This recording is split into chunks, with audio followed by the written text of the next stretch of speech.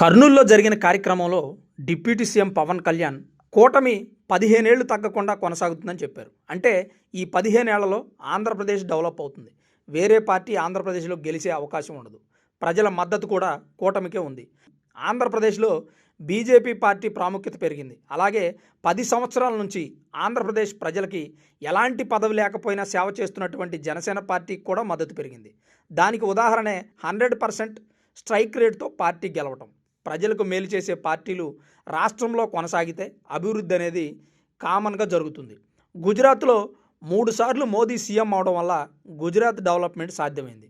ఆంధ్రప్రదేశ్ లాగా గడికొక సీఎం మారితే అభివృద్ధి సాధ్యమవదు. అలాగే రాజధాని అమరావతి అభివృద్ధిని దృష్టిలో పెట్టుకొని కూటమి నేతలు తీసుకున్న నిర్ణయం 15 సంవత్సరాలు కూటమి పొత్తు కొనసాగుతుంది.